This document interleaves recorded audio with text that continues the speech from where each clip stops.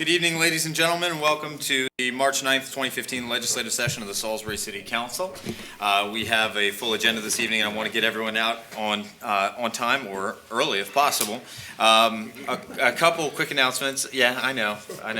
But we'll do everything we can, especially since a precedent has been set. We do have a number of guests in the room with us, but I want to acknowledge that we have Councilman George Tasker from the city of Pocomoke in the room with us.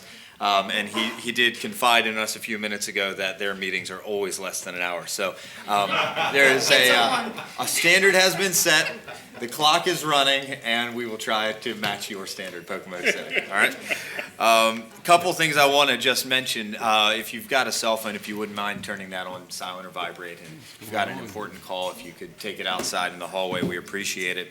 A couple of announcements about upcoming events that I want to mention. This Wednesday evening at 6:30 p.m., March 11th, we have our Coffee with Your Council, our quarterly Coffee with Your Council. So please come out. It's the opportunity that you have to set the agenda for our discussion. We get to set the agenda every week. It's the opportunity for you to set the agenda and decide what we're going to talk about. So we'll be at the Salisbury Fire Department. As you may know, we move around the city with these. We have for the last 2 years. So it'll be at Station 16, the fire department headquarters, at 325 Cypress Street. So we would love for you to come out and join us at 6:30. We will provide the coffee and treats. That's Cypress Street. Cypress. Everybody's going Cypress. Where's that? Where'd you grow up? It's the Cypress Swamp in Pardon me, I was born and raised here. I don't know where that came from, but I was born.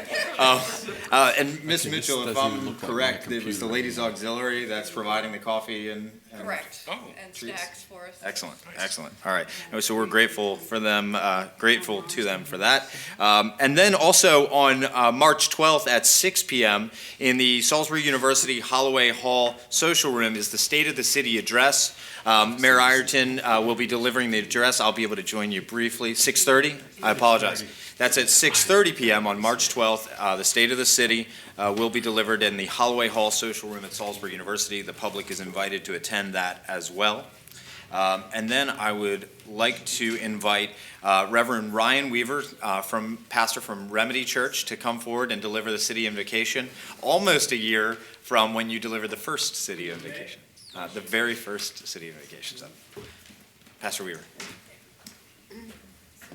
One more announcement before I pray. Downtown Salisbury Egg Hunt that we do annually is upcoming March 28th, right out here at the crossroads of Delmarva, where Division and Main cross, the center of our city. So upcoming the end of March. Let's pray. Abba Father, with spring upon us, we pause to reflect upon the compelling beauty of new beginnings. With the weather outside changing, with the heat even in this room a little hotter because the sun's going down and we can feel that warmth. May our individual and collective narratives reflect the relational and communal power of this theme of new beginnings. Teach us to be agents of freedom, doers of justice, and carriers of reconciliation in our homes, in our neighborhoods, and in this city where you have planted us. Lead us to embrace the abandoned, to seek out the broken, to love our neighbor as we love ourselves. May we have the courage to live our lives completely engaged, rejecting self-satisfaction and seeing every sunrise as an invitation into a story greater and larger than ourselves. May we remember that we are united not by citizenship or religion or race or blood, but by our commitment to freedom and justice for all. Almighty God, may you bless us and keep us. May you make your face to shine upon us and be gracious unto us. May you lift up your countenance upon us and grant us peace. And all of this I ask in the name of Jesus the King. Amen. Amen. Thank you, Reverend Weaver. If you'll stand and join me in the Pledge of Allegiance. I pledge allegiance to the flag of the United States of America and to the republic for which it stands, one nation, under God, indivisible, with liberty and justice for all. I am now eager to invite the president of the Salisbury Jaycees, Joel Maher, forward. Joel?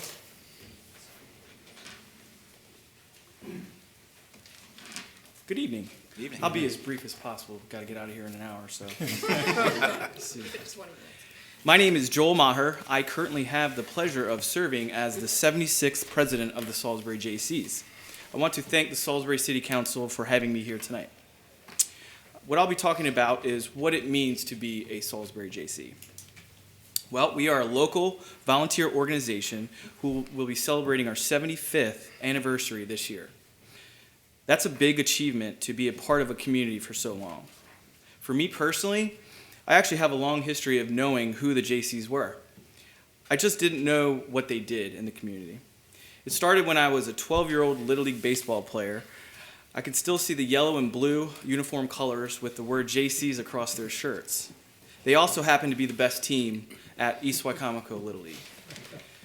Fast forward to present day, I sell real estate for a living, and I drive around all of the areas of Salisbury on a daily basis. Being a big fan of baseball, I would always venture down Pemberton Drive and notice a sign for the rivals baseball complex called J.C. Park. I'm sure most of you know that West Salisbury Little League went to the World Series back in 2007. That's a sore subject, but I did learn something. The word Jaycees kept coming up. I would see them, hear about them, and wanted to know what they were all about.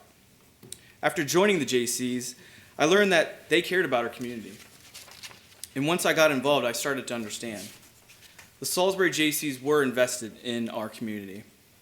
Our mission statement is to create positive change within our organization and communities by providing young people with an organization of shared values through personal and professional development, social and cultural diversity, networking, and community development. Simply stated, we find ways to get involved in our community and figure out solutions to issues that affect our local citizens. Throughout any given year, the Salisbury Jaycees are responsible for numerous community projects. Some of these include the Children's Shopping Tour, Treat Street, Read Across America, and the Salisbury Christmas Parade. We are also involved in many fundraising projects that include Pork in the Park, Oktoberfest for Third Friday, and the Metric Century bike ride that we hold in Crisfield, Maryland. The money we raise for our fundraising projects goes to fund our other projects throughout the year. Our main goal is to actively engage in our community and give the support when the community needs us the most. Take the Salisbury Festival, for example. We found out the Chamber of Commerce was moving their event until later in the year. The Salisbury Jaycees saw an opportunity to fill a need. We decided to take on the task of bringing the Salisbury Riverwalk event to Salisbury. When all was said and done, we decided it was not the best timing to plan a festival with little over 12 weeks to the event. We had two co-chairs for that event, Lacey Coleman and Samantha Chesley. They worked tirelessly to bring that event together. This included meeting with city officials, event sponsors, coordinators, and public health and safety officials, just to name a few. It was great to see two young Jaycees stepping up to the plate to put something this big together. I just thought to myself, that's what Jaycees are all about.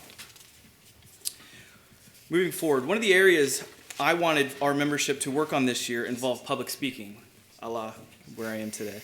As you know, it can be one of the hardest things for someone to take on, including the sweat coming down my face. So, the area the Jaycees work on each month is called Speak Up. This is where two members are given a topic to speak on for 3 to 5 minutes. Sometimes they are not even given the topic until 10 minutes before they speak. It is one of the skills I learned through the Jaycees and has even helped me to be up here in front of you tonight. Through hard work and countless hours of volunteering, the Salisbury Jaycees are proud owners of the Giesenbeard Award for 3 years running. It is awarded by the Maryland Jaycees for the chapter of the year, and I guess that means I have my work cut out for me. In closing, I would just ask for you to talk to the people that you know and ask them to get involved. It doesn't matter what organization or how many hours a week you can volunteer. Just find something that makes you happy and do it 100%.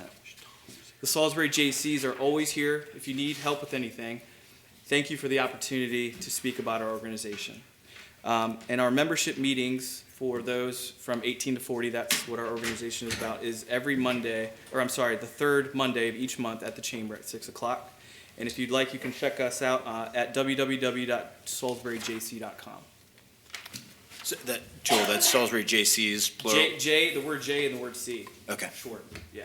thank you. Thank you. Thank you. Any questions? Could you give us a moment? Excuse me. I think a lot of people have a misconception or no conception, whatever, of who qualifies for the JCs and what the JCs are about. Yep. And that's a great one, and that's what I kind of wanted to go over. It is anybody from the age of 18 to 40. That's typically our cutoff. But it's just people that are looking to get involved and do something in the community. And, you know, a lot of people think that there's a lot of time that's needed involved with that, and it's really just whatever you're able to do. And that kind of at the end is we just want you to be involved. And it starts by just coming to a meeting, and, you know, you kind of just get to see what's going on throughout the year. And, you know, we have so many events that people can do that, you know, it could be as little as an hour a month. So all you need to do is show up, and that's I where it think starts. that so many people have the misconception that you have to be business oriented No. or own a business or be part of a business, and that is not the case. That is not the case at all. We have teachers, people that are stay-at-home moms. We even try to do a couple events throughout the year just for kids, because people that might have kids in our membership. So we are open to anything. So Super. the main thing is giving back and just being involved, and that's what we're here for. Thank you. Thank you. Yes, the JCs have some very interesting terms. One of them is a term called the exhausted rooster. I happen to be an exhausted rooster. Okay. And at the time when I was his age, I really didn't understand what that meant. I do now. Except they changed the age. They I did. became an exhausted rooster much earlier than 40. Yep. Might have to bring that up to the council, the people in Maryland. I don't know. I'm past that. I'm way past that. So. But thank you very much for all you do. Thank you. I do want to say that the JCs for the first 2 years of Night Out were the volunteers that helped us put that on. Good. Yeah, and they were my husband ECI. Oh, yes. So like when you said the teachers and Yep. things, but We actually- some were correctional officers. And just to add on ECI, there's chapters within the ECI, and we Yeah. actually go and speak to Yeah, them. that is. Yeah, and yes. trust me, they look forward to that, because that's Yes. just something that, Yes. you know, they want to be a part of. And when we don't go, they get very upset. So we make sure we attend those as much as possible. I think there are a lot of things that happen behind the scenes from the JCs that people don't even realize. I mean, they see JC Salisbury Christmas Parade, Yeah. present the Salisbury Christmas Parade, but all they know is Salisbury Christmas Parade. They don't know how much work is going into that and who's doing it, and we appreciate it. And the shopping, the Christmas shopping for the kids from schools, and the Treat Street downtown, all of the things that you do, it's a lot. Yeah. You guys do a lot with very, very little, and we really appreciate it. Yep. Thank you. And I just want to add, it's part of doing stuff like this, being young. This is where you guys are sitting. There's probably JCs, myself included, that might want to be in your shoes one day. And I think that this is just a great platform to start somewhere. So everybody starts somewhere, and I think that gives, you know, especially when I talk about the speak up, for me personally, it's important to get up in front of your peers and be able to confidently talk. Even if you sweat a little bit. It is hot in here. It's warm in here. Whoever's coming And up I'm next. always cold, so it's. Yeah, It okay, is. all right, so it's not just me, so. Well, thanks again, guys, I really appreciate it. Thank Thank you, you. Joel. All right. Thank you. All right, I'll now entertain a motion to adopt the legislative agenda as presented. So moved. Is there a second? Second. Any discussion? Hearing none, all those in favor, please signify your support by saying aye. Aye. Chair votes aye. All right, I'll now entertain a motion to approve the consent agenda. So moved. Second. Okay. We have a motion and a second. Ms. Nichols? Good evening. Good evening. On the consent agenda, we have the February 9th closed session minutes, the February 23rd regular meeting minutes, resolution number 2481, accepting funds awarded through a grant from the Community Foundation of the Eastern Shore Small Grants Program, resolution number 2482, appointing Maureen McNeil to the Ethics Commission for the term ending March 1st, 2019. Resolution number 2483, accepting overtime reimbursement funding from the United States Marshal Service for the Salisbury Police Department's officers assigned to the Capital Area Regional Fugitive Task Force. Resolution number 2484 to define, preserve, and maintain the stormwater conservation area for the Salisbury Skate Park. And resolution number 2485, accepting funds awarded through a grant from the Department of Housing and Community Development Emergency Solutions Grant Program. And that would be it for the consent agenda. Excellent. All right. All those in favor of the consent agenda as presented, please signify your support by saying aye. Aye. Chair votes aye. Thank you, Ms. Nichols. Just a couple things I want to point out. First of all, thank you to Ms. McNeil for her service to the city, and excited to see another step forward on the Salisbury Skate Park. But most importantly, the grant for the Community Foundation, just want to clarify that that is for that provides transportation dollars for young people after school to participate in the Salisbury-Wacomico Youth Civics Council, which is another effort to help keep young people like young Mr. Weaver here in our community and involved in our community. So we appreciate the Community Foundation's support, and thanks to Mayor Ireton and the administration for applying for that money. Mr. President, please mark me as an abstention as I was missing on 23rd February due to a personal emergency. So marked. Thank you. Okay. I will now entertain a motion to approve ordinance number 2313 for second reading.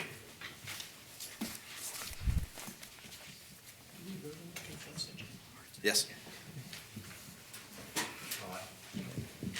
Is there a motion to approve ordinance number 2313 for second reading? Okay. So moved. Second.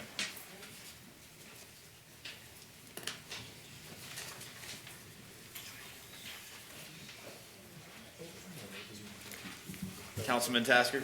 See you next Thursday. Yes. Yes, sir. Thank you for coming. Thanks for that approval. Is our Thank hour you, up sir. already? Yeah, keep it going to next year too, please.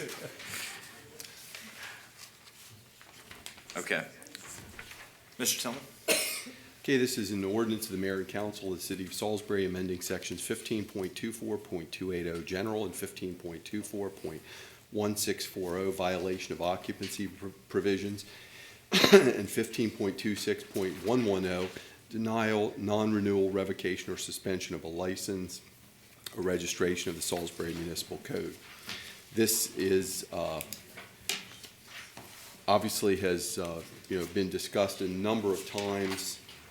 The initial, Mr. Stevenson's not here tonight, but the initial purpose of this ordinance was to add over occupancy to the list of things that would enable the city to deny, suspend, or refuse the registration or of a particular property.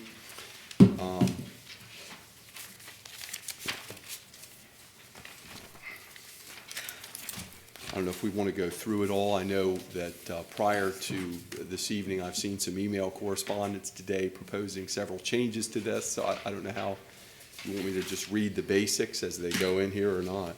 But this, whereas the Department of Neighborhood Services and Code Compliance is experiencing a rise in over-occupancy violations, and whereas due to this rise in over-occupancy, there is a need to strengthen the enforcement of over-occupancy violations, and whereas a reduction in the allowed occupancy of non-conforming uses where over-occupancy has occurred is desirable, and whereas the addition of denial, non-renewal, revocation, and suspension of a license or registration will make enforcement more effective, and whereas the Department of Neighborhood Services and Code Compliance recommends the approval of these proposed code changes, now therefore be enacted and ordained by the City Council of the City of Salisbury, Maryland, that chapters 15.24 and 15.26 of the Salisbury Municipal Code be amended as follows.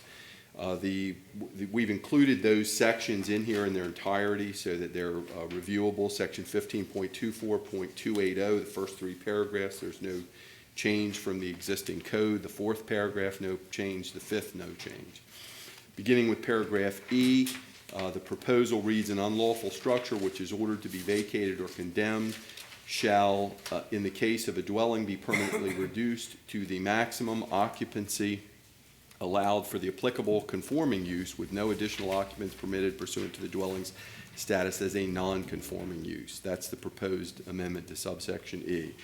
The next section, 15.24.1640, entitled Violation of Occupancy Provisions, There's a proposal out, if the Department of Neighborhoods, and to read as follows: if the Department of Neighborhood Services and Code Compliance determines that the number of unrelated occupants in a dwelling violates the occupancy provisions established by this code, the number of unrelated occupants, not including the children of either of them, shall be permanently reduced to the maximum allowed for the applicable conforming use, with no additional occupants permitted pursuant to the dwelling status as a non-conforming use. I handed out just a second ago an amendment to this page where I was trying to address the email discussion that was going on. The council wanted a cross-reference between the ordinance and the resolution. And I added the language: the application of this section is subject to the city's policy directive on this issue as approved by resolution of the council. So that, and there's a resolution in here later, which obviously the council would need to address.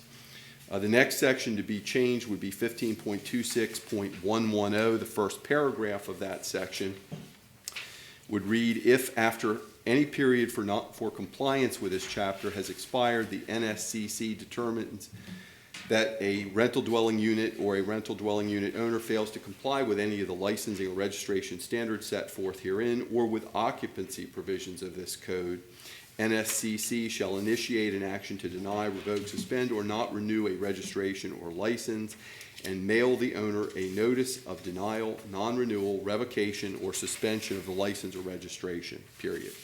The notice shall state. And again, the change in paragraph A, initially this section, as it exists in the current code, deals with registration standards, but it was changed to just eliminate the word registration in paragraph A, so that it reads that NSCC has determined that the rental dwelling unit fails to comply with the standards for rental dwelling units in this chapter, and or the owner has failed to comply with the Maryland Department of Environment lead abatement reporting requirements. Subsection B, again, the section there, it should read: the specific reasons why the rental dwelling unit fails to meet, and again, it initially said licensing or registration standards, but now it says the required standards, including copies of applicable inspection reports or notices sent to a licensee about the rental dwelling unit. Subsection C of that section does not change. Subsection D does not change. Subsection E does not change. And subsection F does not change. Again, with the supplemental materials that I delivered a few minutes ago, I've just added the sentence, which would go out and be after all of the lettered sentences, and it would read: the application of this section with regard to occupancy is subject to the city's policy directive on this issue as approved by resolution of the council. The resolution is currently drafted, only discusses the issue of occupancy and does not discuss, so it would not change the current policy with regard to the licensing or registration standards that also would be covered by this section. So none of that would change. And that is my understanding of the ordinance as now proposed, but I understand that there's been additional discussion today, and I don't know what else. I'll be prepared to answer any questions or discuss any of those as requested. All right. So let's make sure we get all of those proposed comments, changes, edits, additions on the table first, and then I want to take public comment. So, Ms. Shields, you want to go first? I had a question. Yes. I thought about it and then got a couple emails. And when I read it yesterday, I was thinking about when it said the tenant had to move, I was saying what protection the tenant had when the city orders the tenants to move, example, security deposit, because if they have to find another place and they don't have any money, but the security deposit, how long would it take them to get that? But then the question, which makes sense, how many licenses does the landlord get? One, or if he has 20 units, do they get 20 licenses or just one business license? Depends. Registration depends on the unit itself. So each individual unit would be registered. I'm not talking about the registration, the license. The license would apply to the legal entity that owns, whatever legal entity owns however many registered units. So the question arose in these emails, if a landlord is license revoked, what does that mean for him? He cannot rent any more he can't rent, say for instance, the apartment, the multifamily units. And if they find a unit in there, which made sense to me, if they found one unit that was overoccupied, and you have the right to revoke his license, what happens to the units that they have that's not violating the occupancy law if you revoke his license? If he cannot rent, does not have the license to do that? So that's in this is what's this stating, they have the right to do that. Under the licensing provisions, if you have an individual who is failing to comply with the requirements for the license itself, it would be my interpretation that it was intended to hit that individual who's not doing what he's supposed to do with regard to the license, hasn't submitted what he's supposed to submit, hasn't met the deadlines. So all his properties, say I'm gonna throw one out, Moss Hill Townhouses, Brook Ridge. So if he's violated one property or say two over occupancy, so his license would be revoked, so all those people would have to leave within 60 days? No, that's not what I said. In other words, for example, if a landlord is supposed to send in certain information in order to obtain his license or renew his license, if he fails to do that, then they're not going to renew his license or they might suspend his license. Okay, in other words, that deals with a licensing issue. With regard to registration, the policy that's been prepared for your consideration tonight doesn't actually discuss taking a license away for failure to comply with the law. It talks about a first offense, 3-month suspension of registration, second offense, 6-month suspension of registration, and a third offense, 12 months suspension of registration. And if I may, Yeah. that is the key here. So the policy says exactly what the process is, and as I'm thinking this through right now, just because we've gone back and forth on this 9 times today, as I'm thinking this through here, the policy, this is the reason that council's getting into the weeds of policy, to say we know exactly what the process is. Otherwise, council shouldn't be in the weeds of policy, but we're doing that, so we're saying, okay, here are the exact steps to the process, and it does not talk about the license at all, other than in some opening and closing paragraphs, and in general.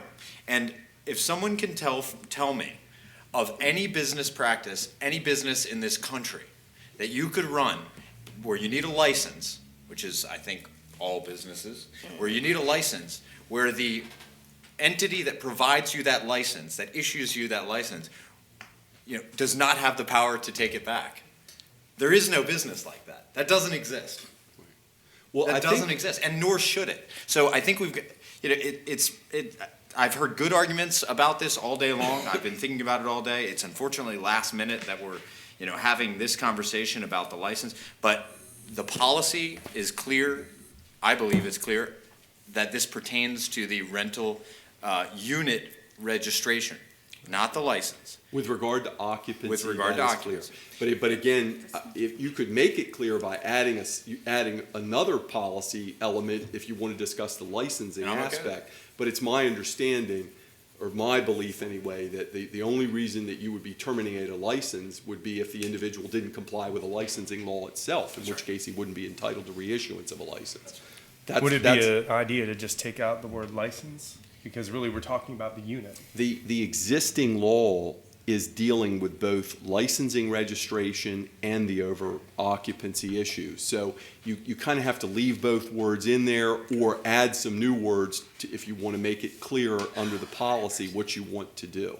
But you're trying to cover a lot, I guess you're trying to cover a lot of issues with one ordinance. Yeah, Ms. Mitchell. Yeah, 1526-110, the title of it says denial, renewal, revocation, or suspension of license or registration, and then it goes on to talk about the over occupancy in there, implying, in my reading, that it would include the license. And even in the title, it says, let me get back to it.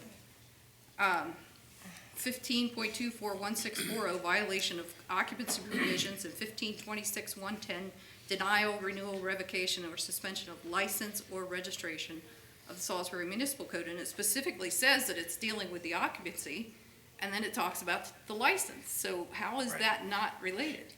Right, so it is related. However, the steps in the process are laid out in this policy, which we're about to adopt, and it's crystal clear that on a first offense, there will be a 3-month suspension of the rental unit registration only.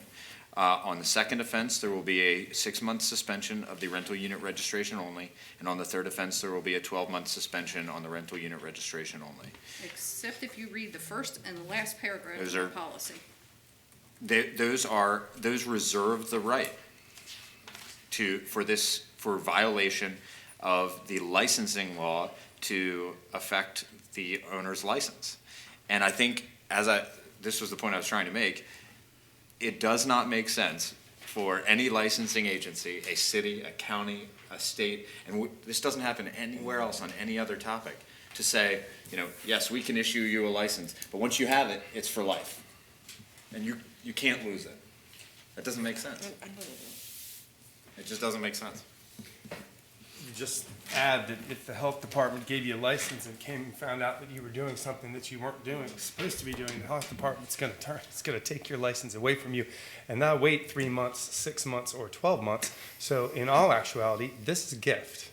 Yeah, I'm a little just flabbergasted that it's even a conversation, and I think Mr. Heath has done the best job explaining this to us several times, talking about his experience as in the corporate world, and saying, look, if I violate the law repeatedly at my plant, I know there are going to be consequences. But we have consequences in here for that property, that individual property that has violated, Yep. which will affect the individual owner of that property or the group of owners of that property. By taking the license of an owner, the rental license of an owner, you are affecting people who have done nothing wrong Totally reasonable point to make. in every other property that they own. Because if you take I their could rental license, suggest- they can't rent any properties. Right. And then, so the other 19 properties that they own, Right. what happens with them? And as was pointed out in an email from Mr. Rainier, and I don't mean to speak for you, Mr. Rainier, because I know you're going to talk tonight, but, or I know you've requested to speak, but as was pointed out, the law as it exists today essentially says that for, if your grass grows too long, all of your license can be pulled. That's what the law is today.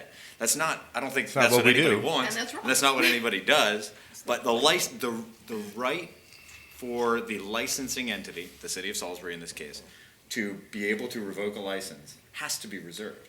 But when this was written, we didn't have rental registrations for Right. each unit.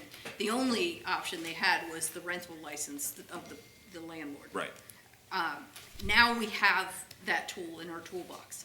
I don't think that we need the shotgun when we have a laser. And I'm not even suggesting that over-occupancy, I'm not even making the argument that the over-occupancy violation should be connected necessarily to the license, because we already established, Mr. Tillman, Mr. Stevenson, and Ms. Phillips told us last week at the work session, you really can't do that. That won't hold up. Okay.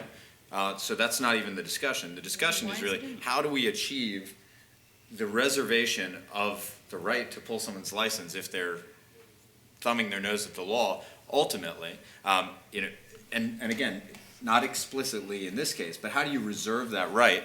And I guess I look to our attorney to guide us here, and I'm sorry, I talked over you probably 3 times while you're trying to tell us that, but how do you reserve that right while explicitly saying, if this is violated, it affects your unit registration, and how do you set the standard for when does it affect a license? When does all of this and, an amalgam of violations potentially affect the reissuance of a license? That's, I guess, the question. And how do we deal with individuals who have 27 LLCs and each one of those licenses and/or I mean, we're basically registrations told are last under a week different we can't. entity? You keep hammering the units that are in violation, and they're gonna lose enough money that they're gonna get out.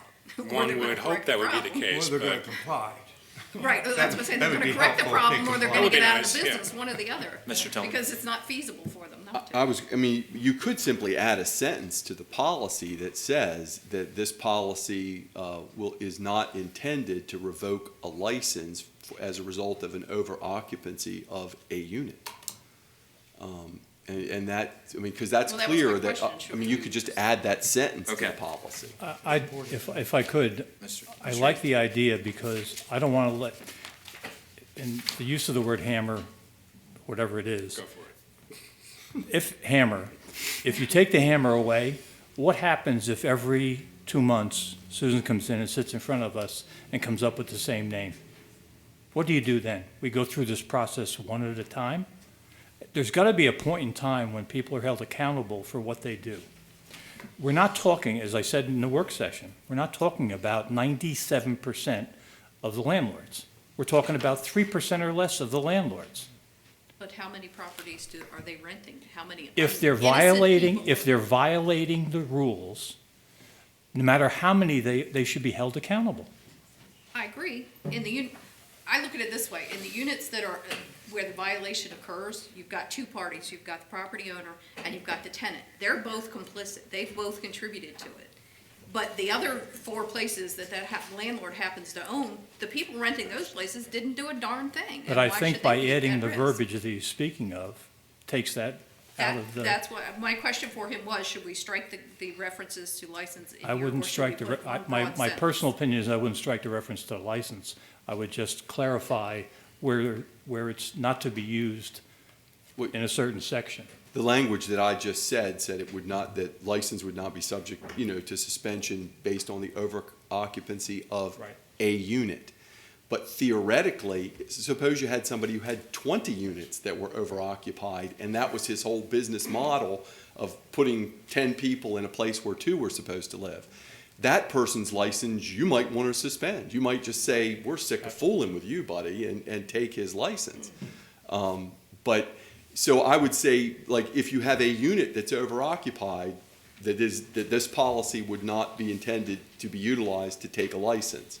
But if, again, I don't know where you want to draw the line, you might want to leave that to the discretion of the administration. Well, I was going to add that, Mr. Day. You have the employee goes out. I mean, just to paint a picture of what happens, the housing inspector goes out and thinks this is the situation that we have. Then the housing inspector has to prove that. Then the housing inspector, as we are doing now, has to write it up. So then what happens is that the property owner appeals, and it goes to the Housing Board of Adjustments and Appeals. Now, this council has been very good at taking landlords off that board, but we haven't gotten that far along in the process where they're all off. But what happens is you have a board that assesses what you believe the law was, because you voted for the law, your body did, your council body did. And that board gets to decide whether or not the employee was right, and then that board has quasi-judicial power that allows them to change your law and give that property owner even more time. So the reason why this has to happen, and that the leader of the housing inspections, the department head, has to have this power, is because the people who live around these things, they have a million hoops they have to jump through before somebody does something about this house. Whereas the people who own the house don't have to do anything but just keep appealing. In the last particular case, even when the Housing Board of Adjustments and Appeal gave the landlord more months to comply with the over-occupancy, that landlord appealed anyway to the appeals court. This has to be tough. This has to be the hammer. Somebody has to be able to have the ability to do what you wrote these laws to do. So I'm not exactly sure. Later on, we're going to get to the policy, and that's going to fall to me because Mr. Stevenson isn't here. So I don't know whether or not it might be lucrative of us to discuss the policy and this at the same time. I don't know. But I say on behalf of the people who live near these houses that there are too many ways for the property that is violating the law to get away with doing it and then continue to do it, regardless of whether or not we let them do it, the Housing Board of Appeals lets them do it. If you had 44 this year, you're going to have 88 next year if we don't make this tough. And Mr. Mayor, I understand that, I really do. I'm in a situation right now where I'm literally on the fence because I have a property near me that needs this, needs the enforcement of this, but I'm also a choice renter, and I don't want the enforcement of this to end up with me being on the street. Yeah, I know that Mrs. Phillips and I spoke several times today, and the intent is not to, and it was a classic example, Shani, and actually that was a pretty good one because it sort of involves both of you. It's a good example. Nobody in the rest of Brookridge 2, and Moss Hill is going to go because somebody at 406B Woodview Square, which is actually where I lived. I hope those people who live there now aren't listening. If that's the over occupancy, then the rest of 406 A through J is fine. Yeah. Well, we all say that here now, but I want to make sure that what's in black and white says that, so 10 years from now, when none of us are here, and all the people from the JCs are sitting up here, that they have the same interpretation and follow through the same way. And Ryland Weaver. In what we're meant to do, or they change the law to do what they mean. Yeah. I just want to make sure that we're clear, and I didn't feel that it was clear. So the sentence that you've referenced, Mr. Tillman, that would appear in the resolution, not in the ordinance, correct? It would actually appear with the resolution in the policy directive. In other words, I would just add that sentence that this policy directive is not intended to permit the suspension of a license or the revocation of a license as a result of the over-occupancy of a unit. Okay, all right. So let's, we'll add that when we get to the resolution, but I want to make sure that we discuss and get through each of the proposed amendments. We have the references to the resolution, which I believe come in at lines 69 and 102. Is that right? Yes. I'm getting that right? Yes. Okay. I'll entertain a motion to amend lines 69 and 102 to add the sentences before us proposed by City Attorney So moved. Tillman. Second. Okay. Got a motion and a second. Any discussion? All right, hearing none. All those in favor, please signify your support by saying aye. Aye. Chair votes aye. Okay. Are there other amendments to the ordinance? Line 102, which is now blank, Okay. we would add a similar sentence that reads, "The application of this section with regard to occupancy is subject to the city's policy directive on this issue as approved by resolution of the council." I've referenced both of those. in Oh, that I'm sorry, I amendment. didn't That's hear you okay. say that. I referenced both of those, so we got them both. Apologize. 2 for 1. Remember, we have a timeline. All right, sorry. No, that's all right. I'm screwing that up today. Mr. Mayor.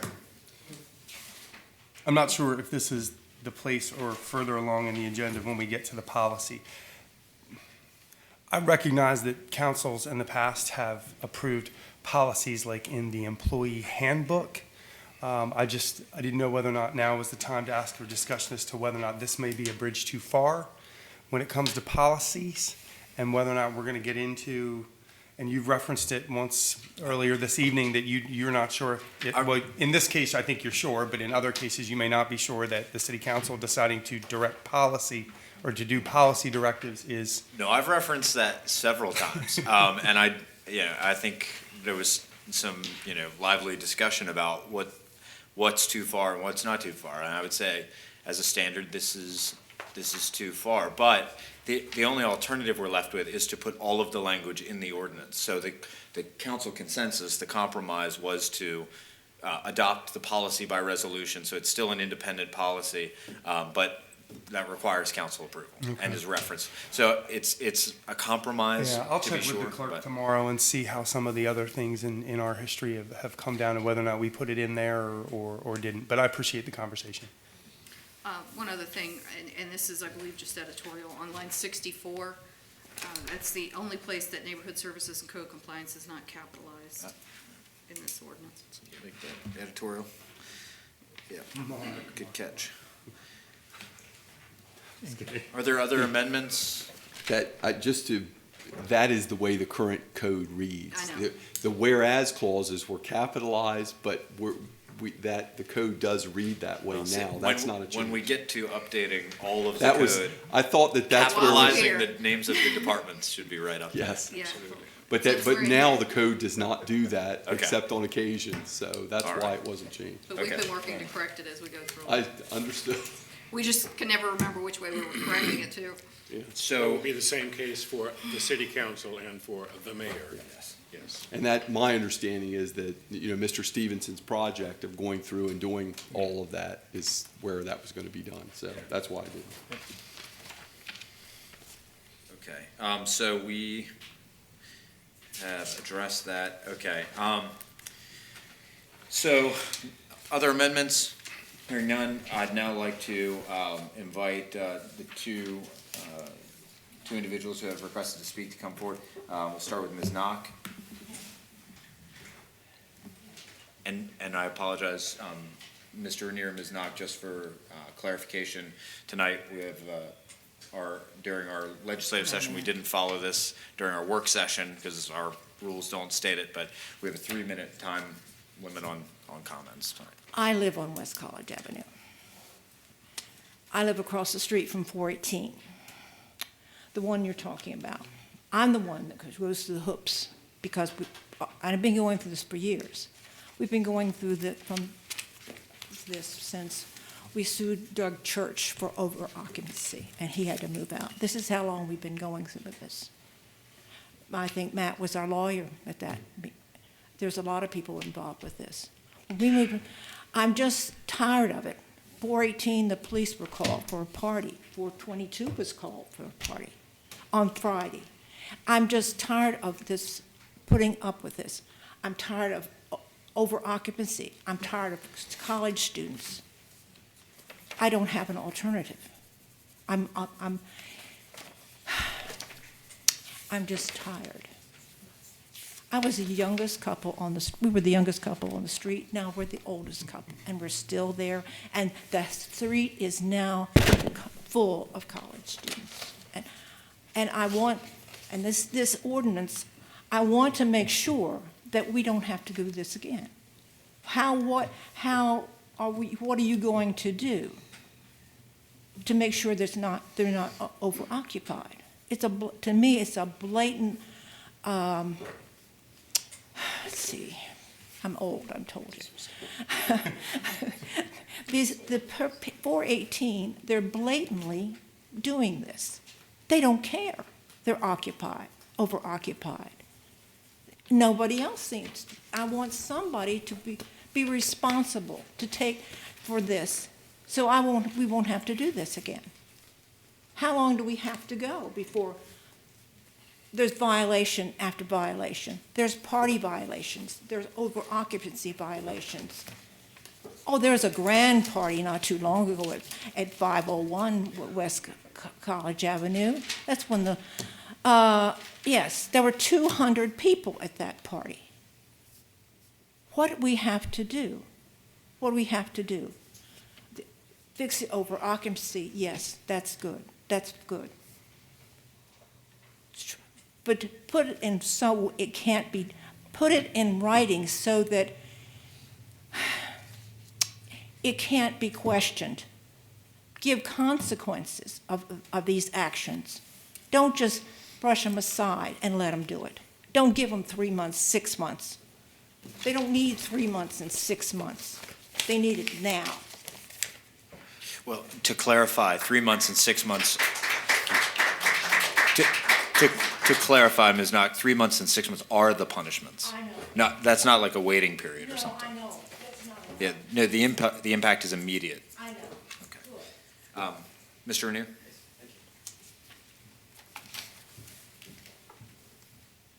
Hi, my name is Blair Renier, and I wanted to talk about 2313. I appreciate y'all taking my time to listen to my comments. I think with the discussion that's happened, what was just suggested by Mr. Tillman makes a good bridge to finding a place that may work for both sides.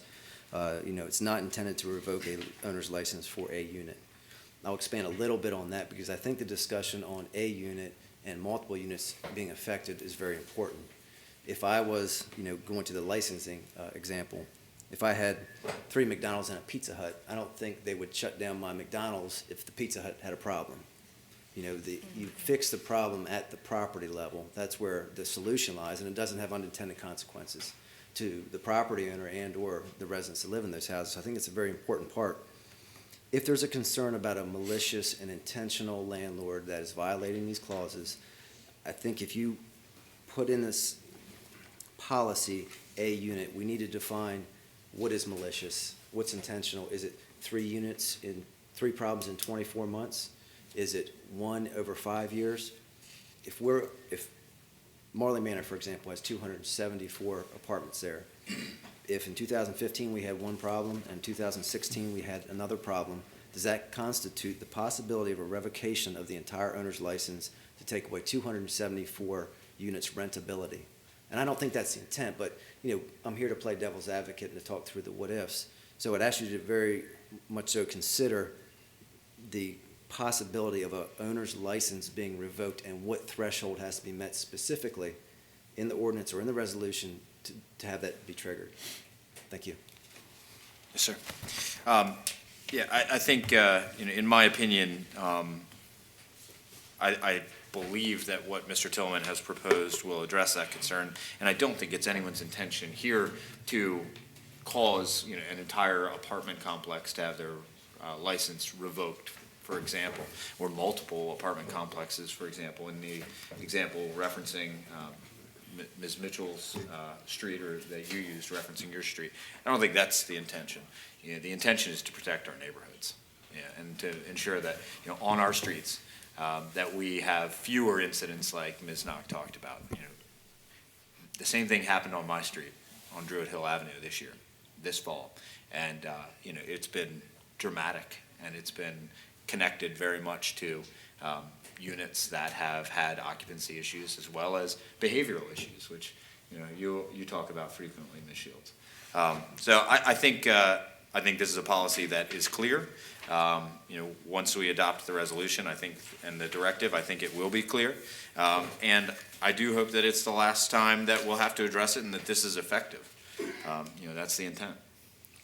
May I say one thing? Yes. Before you vote? I understand perfectly what Ms. Knox is stating, and I think that I understand perfectly what you're trying to do, what Ms. Phillips is trying to do. But what's happened in our society today, children have no respect for their neighbors. I think that what's going to happen, you may solve the occupancy law, but you're going to have a behavior problem, because they're still going to have their wild parties. I really believe it. I don't think it's going to solve the wild party and noise issue at all.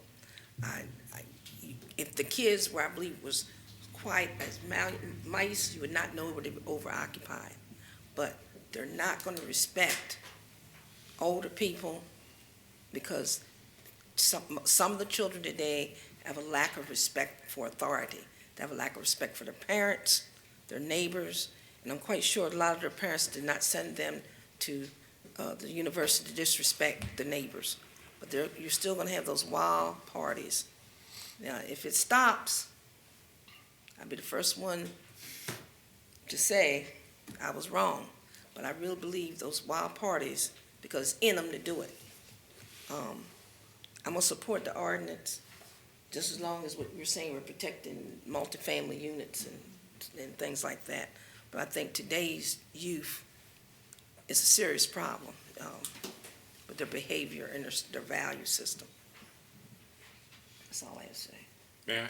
Yes, Mr. Spees. I too will support the ordinance. Now that we have this out of the way and we're assured that this will not affect multi-family units or multi-units. But I would like to say that it is March right now, and 2 months from now, scarcely 60 days from now, it's going to be party central once again, okay? We're coming up on graduation again and again and again. Every year we have to retrain another group of kids who come in and, in our neighborhoods, and some get the message and some don't.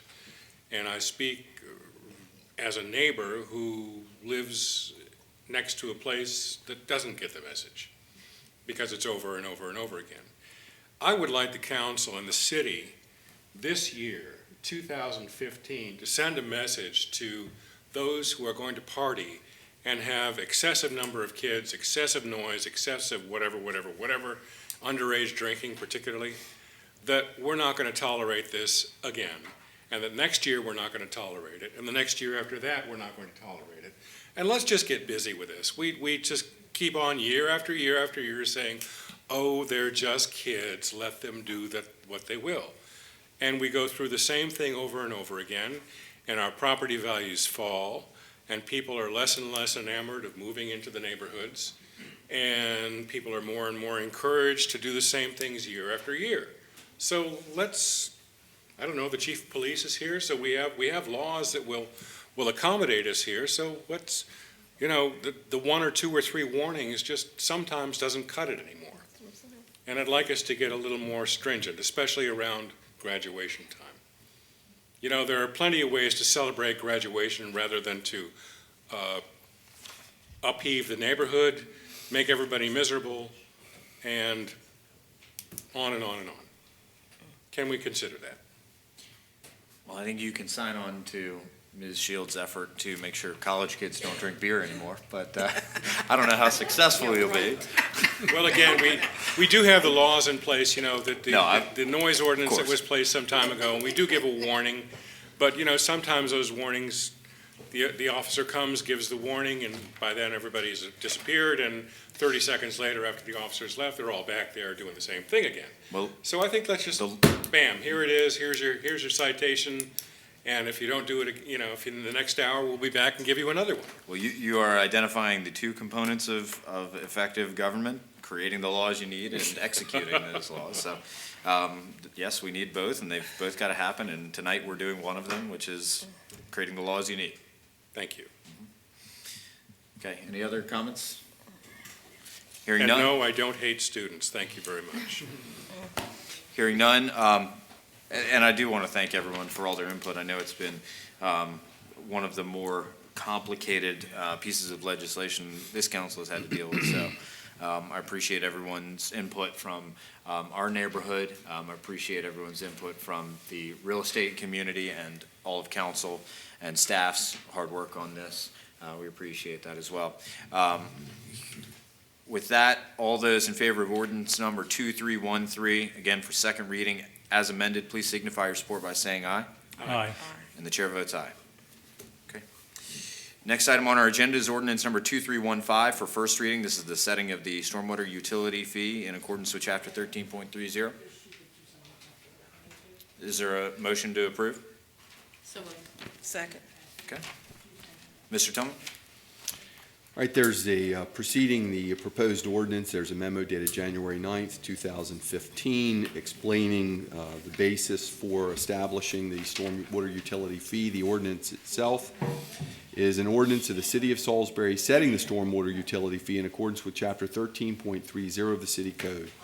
Whereas the city established the stormwater utility in Chapter 13.3 of the City Code by passage of ordinance number 2306 on November 26, 2014, and whereas the code defines the stormwater utility fee to fund the cost of operating, maintaining, and improving the stormwater system in the city, and whereas the stormwater utility fee is charged on an equivalent residential unit, an ERU rate, and whereas Chapter 13.30.050 requires the city to establish the annual equivalent residential unit rate, and whereas the Director of Public Works provided the City Council with a recommendation of the proposed annual equivalent residential unit rate at the February 2nd, 2015 City Council meeting, and whereas the Director of Public Works has made a diligent effort to notify as many individuals and organizations as practicable and may be potentially impacted by the fee, now therefore be it ordained by the City Council of the City of Salisbury, Maryland, that the annual equivalent residential unit rate of $20 per equivalent residential unit calculated pursuant to the attached memorandum from the Director of Public Works dated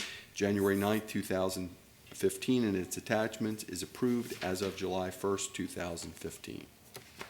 Thank you, Mr. Tillman. Are there questions or comments? I would wonder if we could invite Mr. Molds to take the Stand. lectern Take the stand. and tell the public how this money will be used, just to reiterate. Sorry to put you in there, Mike. I got it, I'm fine.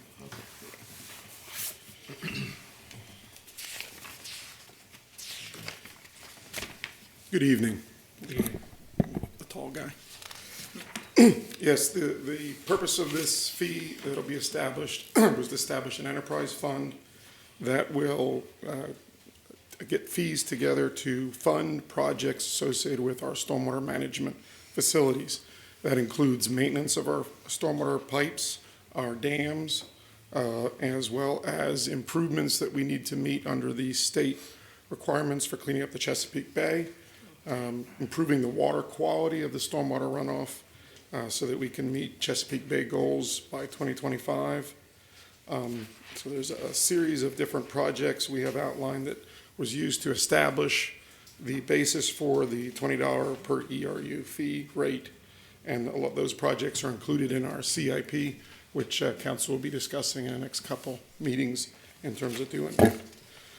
But what we are doing is creating this enterprise fund similar to what we do with our water system and our wastewater system, so that there's funding that specifically goes to that project. Those dollars are set aside and specifically for stormwater management. And to make it perfectly clear, this money will go nowhere but to stormwater management and maintenance or improvement of the infrastructure regarding stormwater management. Yes, thank you. Thank you, Mr. Moltz.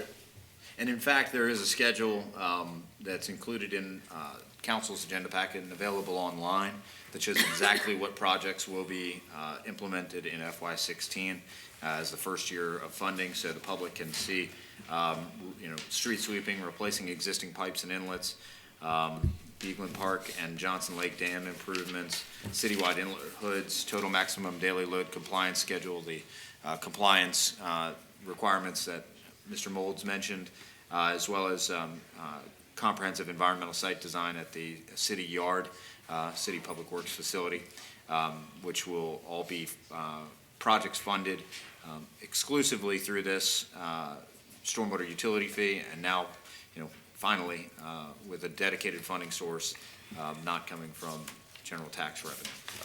Other questions and comments? Hearing none. All those in favor of ordinance number 2315 for first reading again, please signify your support by saying aye.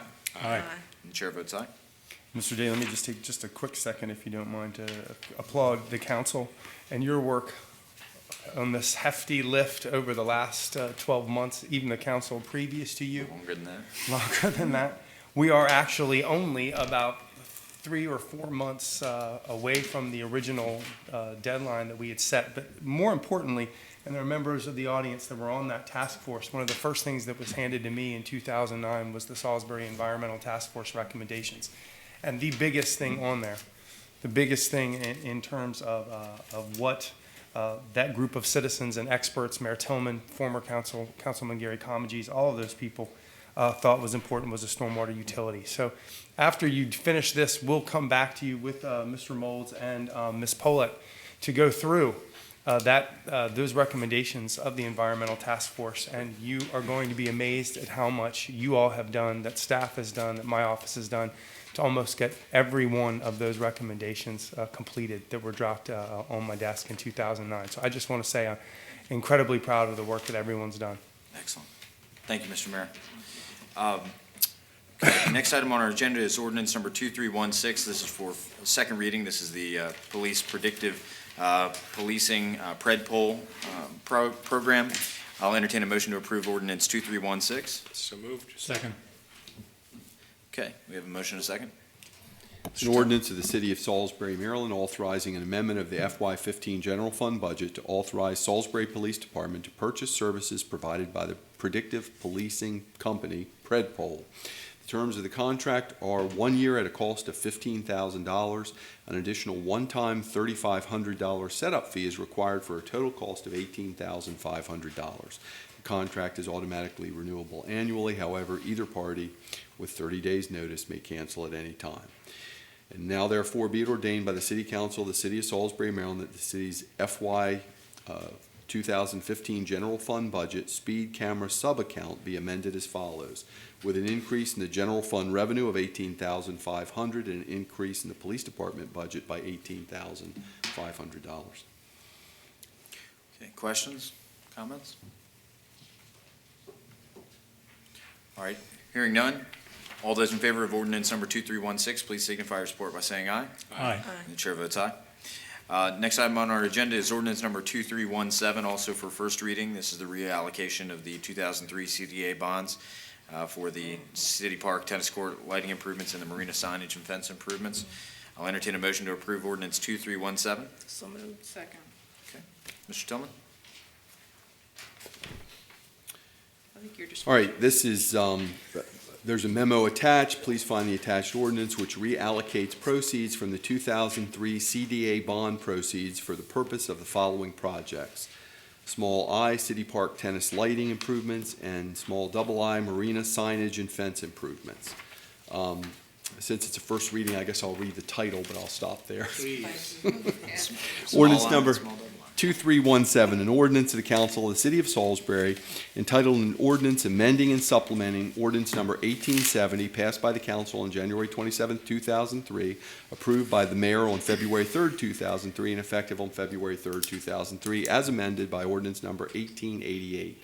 Passed by the Council on December 22, 2003, approved by the Mayor on January 5, 2004, and effective on January 5, 2004, and as further amended by Ordinance 2081, passed by the Council on August 10, 2009, approved by the Mayor on August 10, 2009, and effective on August 10, 2009, in order to authorize and empower the City of Salisbury to use and apply a portion of the proceeds of $5,614,000 the City of Salisbury Infrastructure Bond 2003 Series A, issued on June 18, 2003, and held by the trustee for certain bonds of the Community Development Administration identified herein for the public purpose of funding costs of certain projects identified as follows. Number 1, City Park Tennis Court lighting improvements. Number 2, marina signage and fence improvements, in addition to the projects identified in Ordinance 1870 as amended by Ordinance 1888 and Ordinance 2081.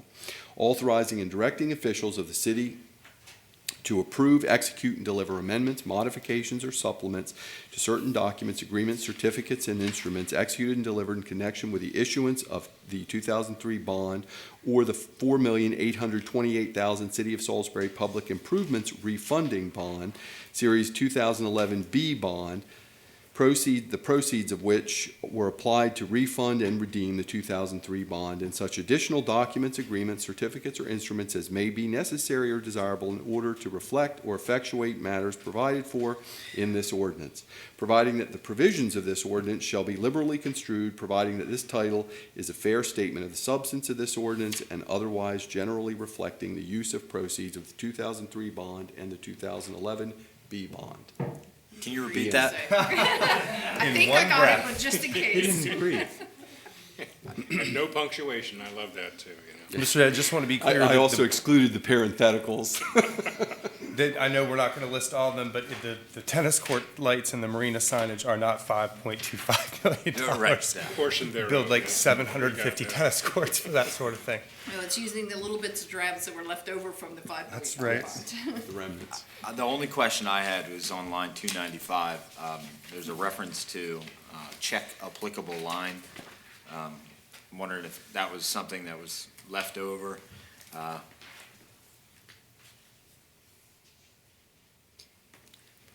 You would I don't know check. if it came to us that way from the bond council. Right. I think that's the way it came from the bond council, and Kim will fill in those dates Kim will for the fill in those publication. dates? Okay. Yeah. Either as introduced or as amended. So Yes, let's I- see if- I just haven't. The city clerk will do that. I haven't seen the check applicable line Yeah. phrase, No, even in other bond documents before, so No. that was new to me. All right, any other discussion, questions, comments? All right, hearing none, all those in favor, please signify your support by saying aye. Aye. Chair votes aye. Okay. Next item on our agenda is, Can I just make one comment? yes, Ms. Um, Mitchell. I would like to, is Mr. Cordry still here? Yes, he is. Okay. I would like to thank him for going through, and his staff for going through all of these bonds that are out there. We had a number of them, and they were sitting there with little bits of money left in them where we came in under budget, and we had other needs. We used some of that last year for a project at the zoo where we needed money, but I really appreciate that the effort that it took to go through and find these little pockets of money and to get these reallocations done, which is not an easy thing to do. But to use the money that we've already authorized and taxed for instead of going looking for new money for other projects. I really appreciate that. Thank you. Next item on our agenda is resolution number 2486. This is the enforcement of over-occupancy provisions policy. I'll entertain a motion to approve resolution 2486. So moved. Second. Motion and a second. Mr. Mayor?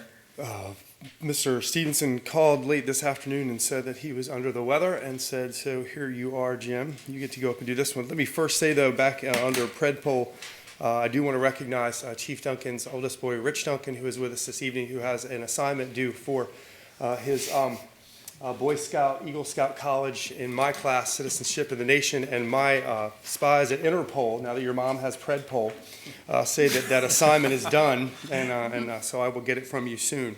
So I just wanted to recognize you and say thanks for being here, sir. Mr. Council President, this is resolution number 2486, a resolution of the City of Salisbury, Maryland, approving a policy on enforcement of over-occupancy provisions, Chapter 1524. And in basic layman's terms here, the purpose of this policy is to link any violation of the occupancy provisions as referenced in the Property Maintenance Code, Chapter 1524, to the housing official's authority to deny, revoke, suspend, or not renew a landlord's rental unit owner license, I don't have the same breadth that Mark does, or rental unit registration as required by the chapter, and when appropriate, to reduce the maximum allowed occupancy of a non-conforming use.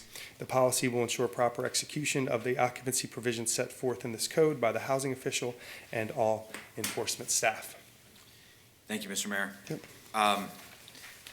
Before we do anything else, let's first, I'll entertain a motion to amend the policy directive with the sentence discussed, and maybe Mr. Tillman can provide exact language, but something to the effect of this policy is not intended to apply to a rental owner's license for one violation, or? I just stuck this however you in wanna there say if it. you want me to read it. This policy is not intended to authorize the suspension, revocation, or non-renewal of a rental license as a result of over-occupancy of a unit. I'll offer an amendment to that effect. Is there a second? Second. Any discussion? Hearing none, all those in favor of the amendment, please signify your support by saying aye. Aye. Chair votes aye. All right, other comments, questions, amendments? Hearing none, all those in favor of resolution number 2486 as amended, please signify your support by saying aye. Aye. And the chair votes aye.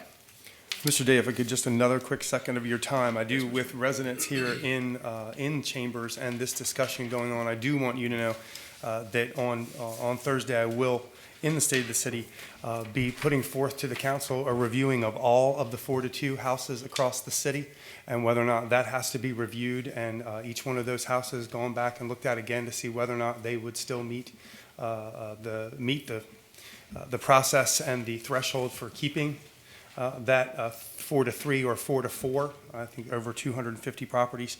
And I will also be sending to the council to a work session very soon the change in the HBAA enabling legislation that has to do with their quasi-judicial power as well. But I wanted to take the opportunity with the residents here in the room to let you know that we are still on it every day. Thank you, sir.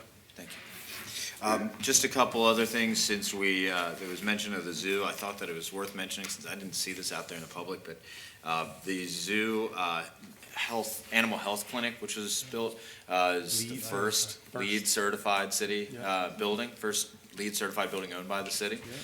So I want to applaud the administration for their work on that, and want to applaud the zoo staff and the zoo commission for their great work. And then just a final reminder that on Wednesday, Coffee with Your Council at 6:30 at Fire Station 16, and on Thursday at 6:30 on the 12th, Salisbury University Holloway Hall Social Room is the State of the City address. So with that, is there anything else? With that, we are adjourned.